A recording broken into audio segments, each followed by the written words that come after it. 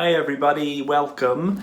This is going to be a tour of my bathroom, which is one of the rooms in my house that actually has a lot of light because it has a west facing window and it's quite a nice bright room. I hope there's not too much echo in here. The whole room's tiled. So I'm going to show you around all the plants I have in the bathroom. I have quite a lot because as I said, it's a nice space to have plants in.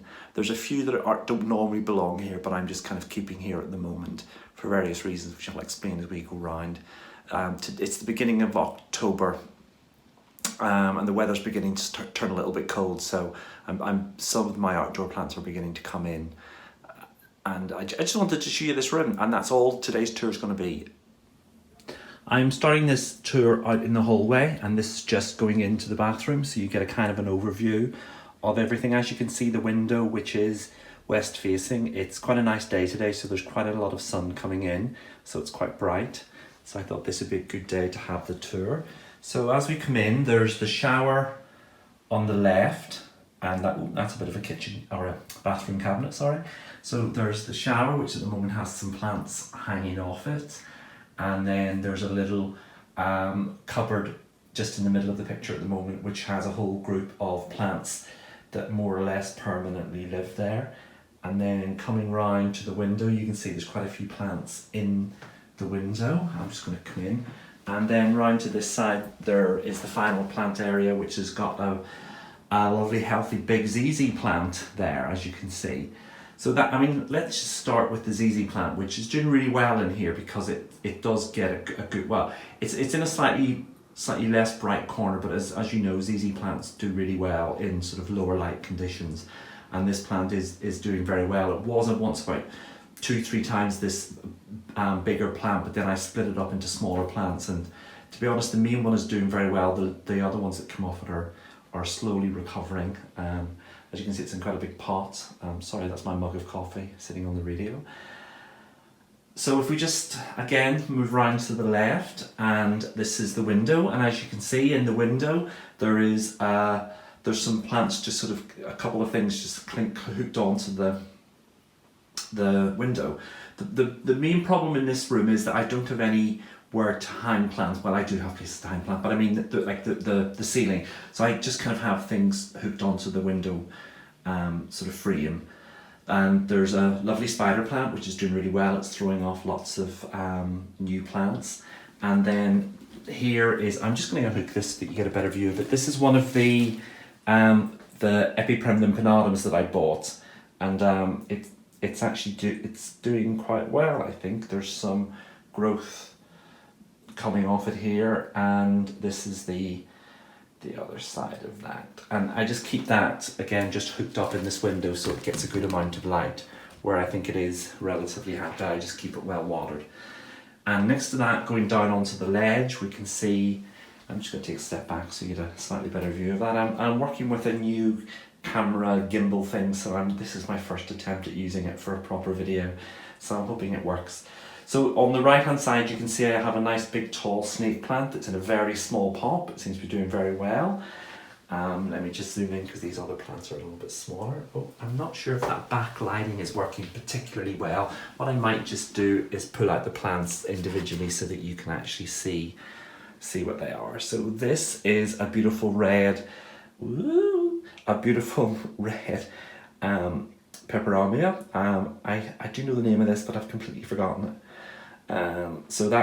But this is actually not doing terribly well. Some of the leaves are looking a little bit the worse for wear, which is why I've moved it into this window so that it can get a bit more light. I think I may have overwatered it, so I'm trying to get that to recover by keeping it in quite a bright window. Next to it is my coffee plant. Let me just get this down. Again, it's doing quite well. It's been growing in this pot for quite a while.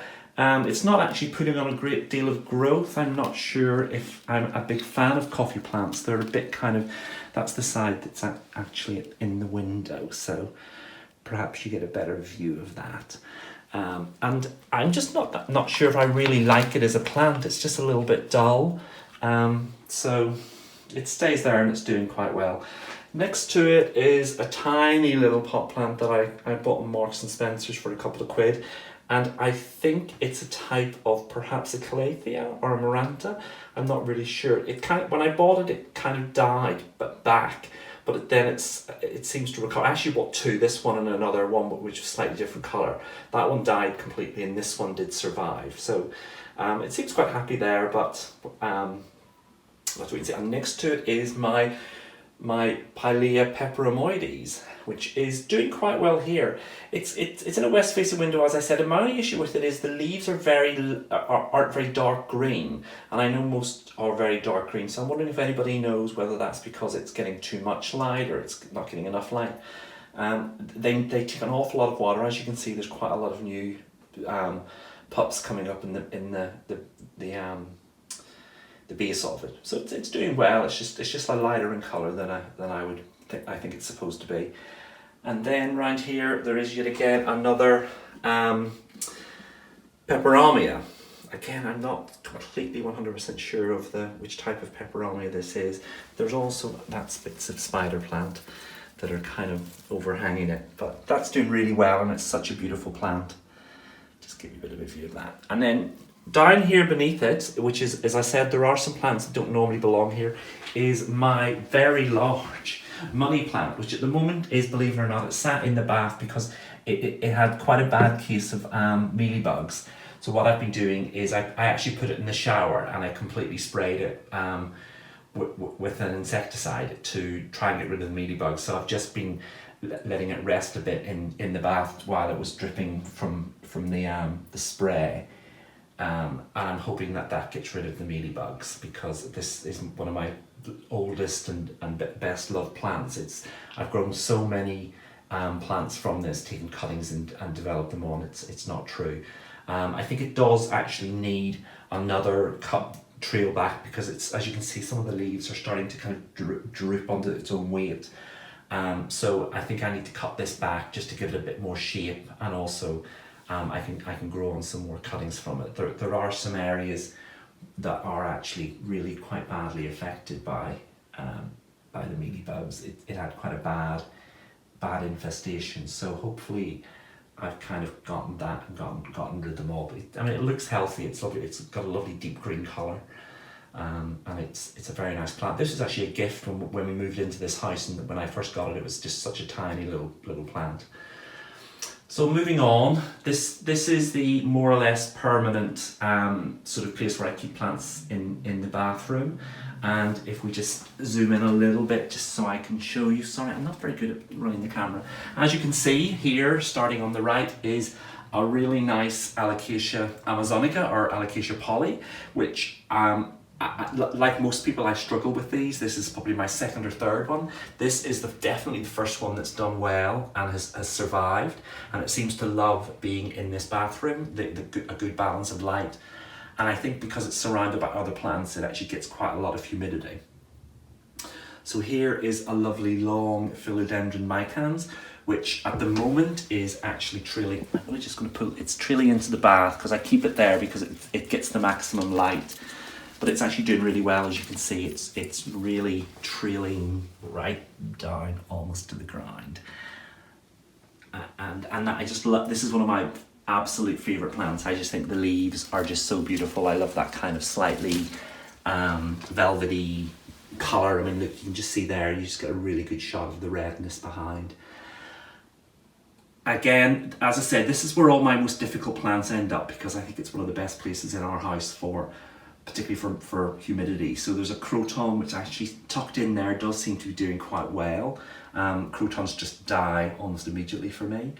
Behind it, hidden right away in there, is a Dracaena, which is kind of slightly variegated, which again is a really lovely plant, and it's so tucked away in there you can hardly see it, but it seems to like, again, it likes the humidity, I think, and it's just a little bit of a background. And then the biggest one here, which is doing absolutely really well, look at that, is my tetrasperma, Rhaphidophora tetrasperma. As you can see, I bought this from an RHS shop and they had it labelled as a Monstera minima, but I think it is a Rhaphidophora. As you can see, I've grown it up our moss pole, and then it's just kind of taken on a life of its own. and it's just growing. This is one big, huge, long vine here that's shooting off and somehow managing to support itself and sort of float in midair. I'm not sure if you can actually see that. You can see it kind of the way it goes, but that's just doing magnificently.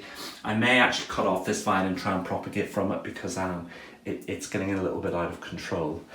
Behind this Tradescantia, which I've been growing in this nice pot I got from Wilkinson's, and this starts here on the top of the shower cabinet and goes all the way down,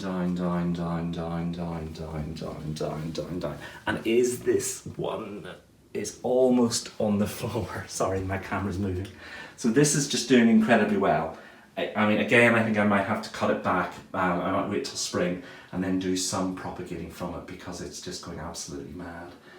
And then behind this, there's a plant which I bought, and I'm not really sure what it is. I don't know if I can get a good shot of it. It had leaves growing off this central stem, and then within about a month of buying it, all the leaves just dropped, and it was just a stick. Whereas now, let me just drag it out because it would be really helpful if somebody could tell me what this plant actually is. Whoops, it's caught on my Tradescantia. Hang on. Ooh. Sorry, I'm going to have to do a little bit of editing there. It has these really kind of...